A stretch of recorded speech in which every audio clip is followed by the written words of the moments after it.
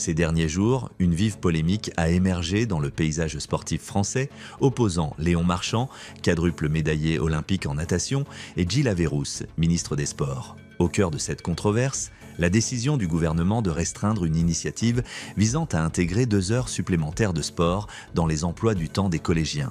Suite aux Jeux olympiques et paralympiques de Paris 2024, le gouvernement, sous l'impulsion du président Emmanuel Macron, avait annoncé son ambition de renforcer l'éducation sportive en milieu scolaire. Cependant, cette proposition, bien accueillie initialement, a été récemment suspendue en raison des contraintes budgétaires pesant sur le ministère des Sports. Cette volte-face a suscité des critiques acerbes, notamment de la part de Léon Marchand, l'une des figures les plus emblématiques du sport français. Sur la plateforme X, anciennement Twitter, le nageur a exprimé son mécontentement en réponse à l'annonce, accompagné d'une simple émoticône de clown, symbolisant son désaccord. Ce message, bien que succinct, a immédiatement enflammé les discussions, tant dans les médias que parmi les partisans du développement sportif.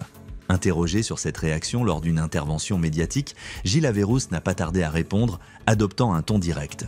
Léon Marchand, évidemment, n'a pas lu la circulaire comme beaucoup de gens. Mais je tiens à le rassurer, il n'y a aucun affaiblissement de notre volonté de promouvoir la pratique sportive, a-t-il déclaré. Le ministre a précisé que la mesure serait désormais ciblée sur les collèges situés en zone prioritaire plutôt qu'appliquée à l'ensemble des établissements du territoire. Cette décision stratégique, présentée comme un recentrage, n'a pas convaincu une partie des observateurs qui y voient un recul par rapport aux ambitions initiales. Si le gouvernement affirme vouloir préserver l'élan sportif engendré par Paris 2024, le débat autour du financement et des priorités éducatives reste vif. Ce différend illustre les tensions croissantes entre les attentes des athlètes de haut niveau, souvent perçus comme des porte-drapeaux du sport français, et les réalités budgétaires et politiques auxquelles les institutions doivent faire face. Reste à voir si ce dialogue médiatique aboutira à des ajustements concrets ou à un apaisement des critiques.